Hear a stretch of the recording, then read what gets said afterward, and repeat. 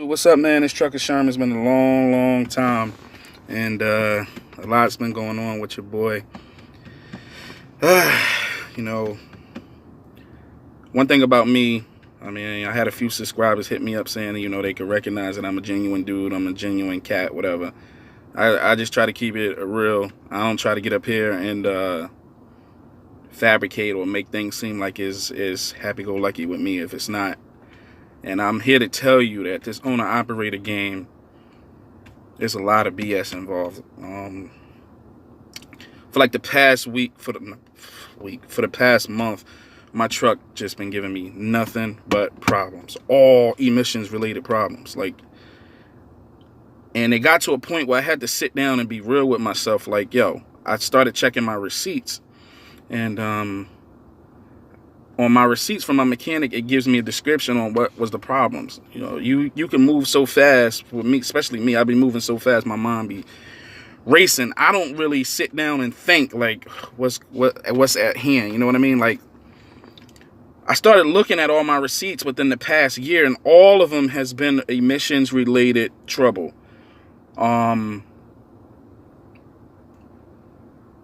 It got so bad within the past month that every other week I was in and out the shop for something crazy about emissions, NOx senses.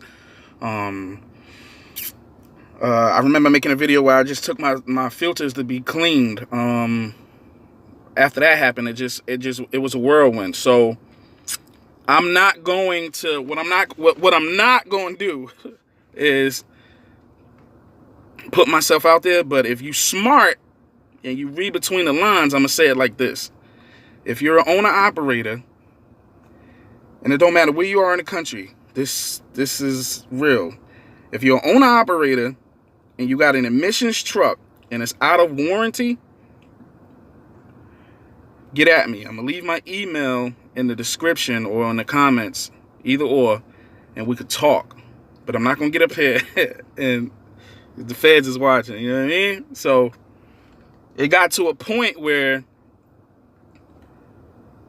it didn't make sense to keep dumping money into emissions related problems. Like, a sensor went bad, I got the sensor fixed. Truck needed a regen, went in regen. Did a park regen.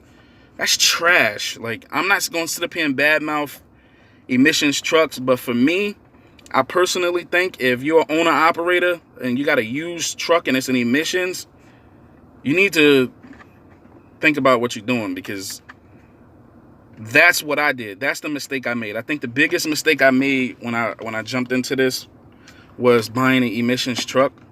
I mean, looking back on it, I had no choice. You know what I mean? Like, I really had no choice but to get an emissions truck. So I got one. But I can honestly say I will never buy an emissions truck again unless some things happen to that truck where, you know what I mean? But once again, if you know somebody, because I'm not the only one that's going through this. If you know somebody that's in the same situation as me, they're in and out the shop for emissions related stuff, and they're just putting their money into it. It's not factory warranty related. It's none of that. It's just coming out of their pocket. You might want to tell that person or you to hit me up, and I can explain to you what's going on. I told y'all before, I'm going to say it again, I don't try to fabricate things. I don't make it seem like I'm up here making a whole ton of money. Life's great. Nah, it got to a point within this past month that I was putting more money into my truck than what I was bringing in, and that became a problem. Whenever you're in a situation where you're starting to put more money into your truck than what you're making, what's like what you're putting out more than what's coming in, it's time to make some serious changes. And that's what was happening to my truck. And then another thing that was happening was my company. We got a new dispatcher, a lot of games was being played. It just got to a point where I had to cut ties with that too. So it's kind of like two different updates in one video, you feel me? Like, I am starting a new company next week, and this is pretty much lining you up with the whole emissions related problem. But next week, I'm starting a new company. I'm still going to be in the rail yards. I'm container I'm probably gonna be a container driver for the rest of my career. I love it. I mean, it's nothing like it to me. That's just my preference. But yeah, I'm still gonna be in the rail yard. I'm still gonna be hauling containers. It's just that I had to make an executive decision financially to put a move on things because it was hurting. It was hurting me, and I wasn't doing nothing but hurting myself. I've been with this company for a little over 3 years. They've been good to me. I started with them as a driver. I was driving for owner operator, got my own truck, leased onto them. They was good to me, but things started to digress. Like things started to like die down. We started losing accounts, and I got caught up in that situation where loyalty kind of affected my judgment.